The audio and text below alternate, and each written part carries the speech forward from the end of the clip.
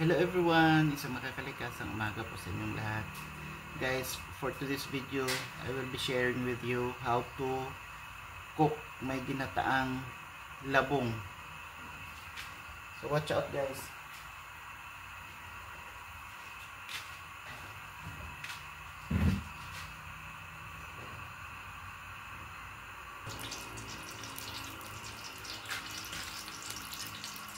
Kunting-kunting oil lang ilalagay natin para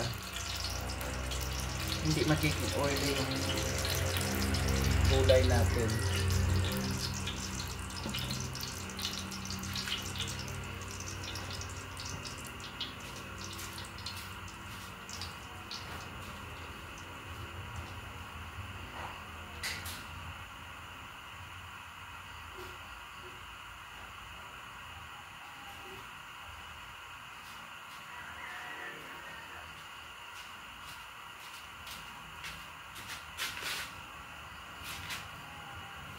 Gigisa muna natin yung mga avocados.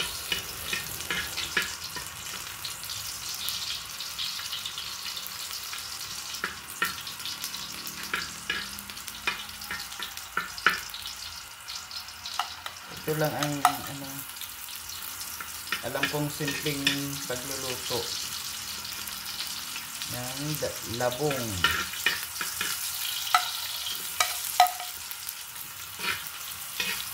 Kunting-kunti lang talaga ang mantika kasi magiging oily yung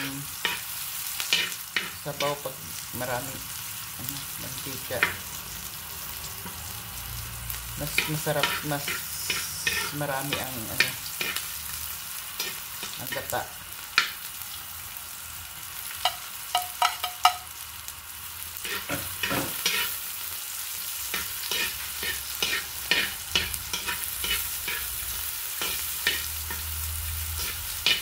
Ayan, igigisa na natin ang labong. Ito na yung nilagang labong. Kailangan siya ilaga muna bago lutuin kasi matagal matagal matuto. Kailangan una siyang ilalaga.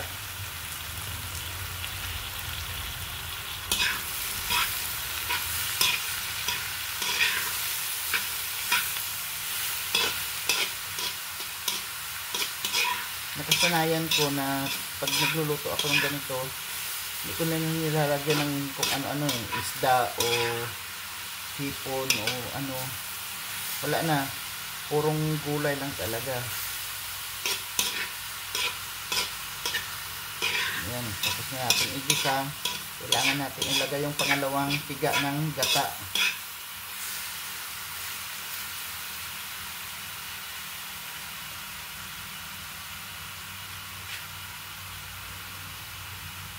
Ito na yung pangalawang piga ng gata. Yung unang piga, kailangan sa huli yun ilagay para hindi siya gaano maluto. Nagiging oil din yung gata pag naluto ng sobra.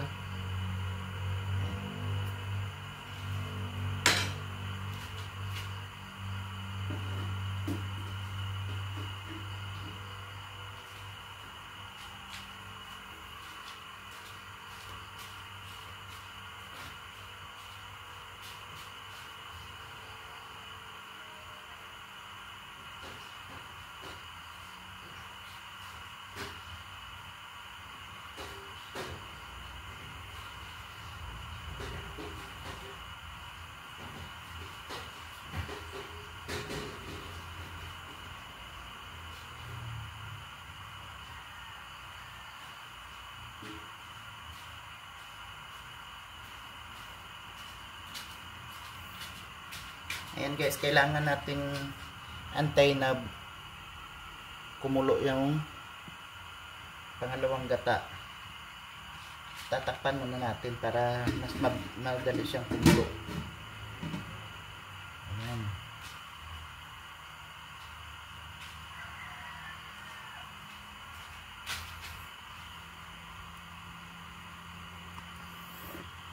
Pagkatapos kumulo niyan guys, ihahalo na natin yung kalabasa. pampadagdag sa ano, sa recipe. Tsaka para magiging makulay yung gulay natin.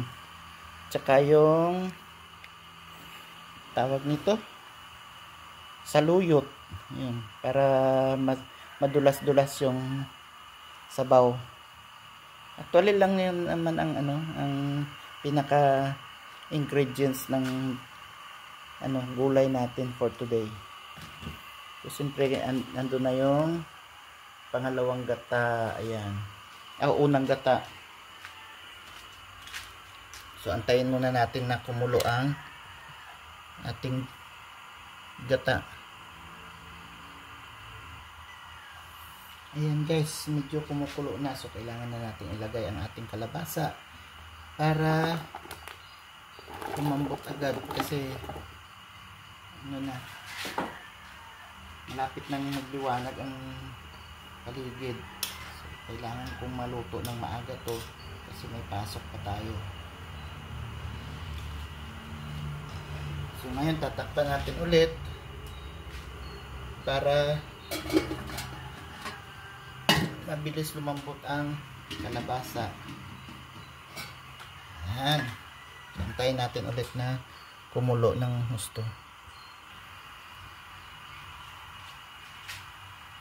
Ayan guys, kumukulo na siya. So bago makalimutan ang ating lemongrass na magpapabango sa ating luto, okay, maglalagay na rin tayo ng asin at bitchin.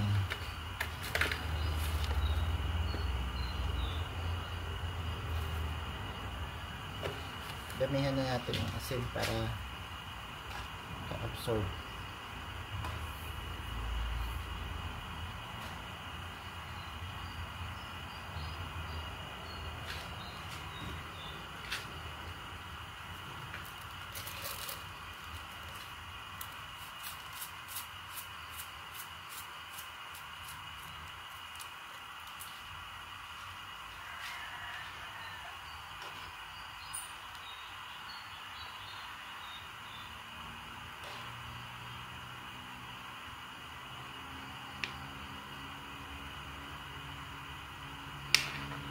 Medyo matigas pa ang kalabasa.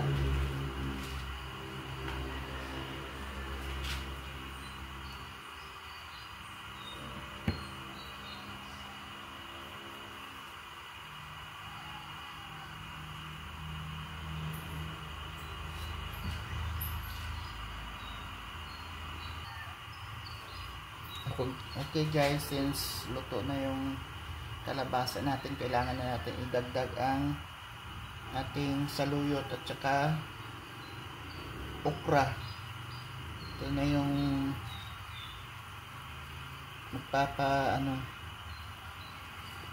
papadulas ng ating gulay. Ayan. Kailangan lang natin pakuluan ulit. Alam nyo guys, ang saluyot kasi isa rin sa sa nutritious na gulay. So, marami tayong makukuhang health benefits dito sa saluyot. Halos ka-level din ito ng ng malunggay. Ayan. Konting kembot na lang, matatapos na ang ating ginataang labong.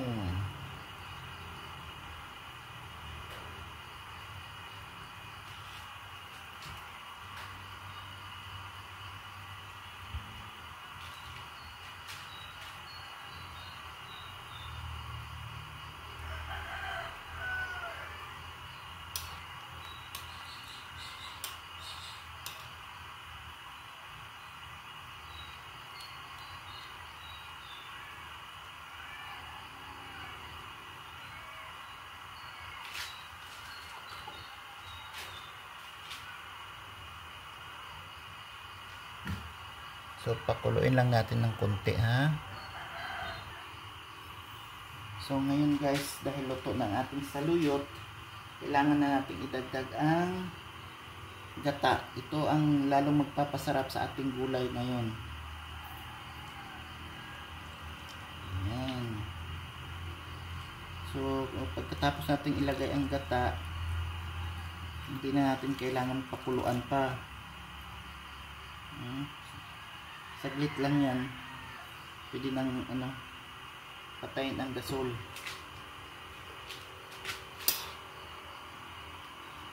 Hindi kailangan maluto yung gata kasi magiging oily siya.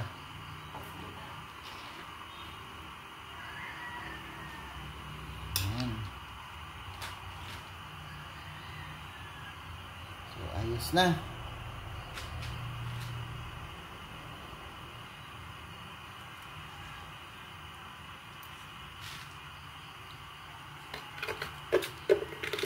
Kailangan lang ng konting asin. Lagyan natin konting asin.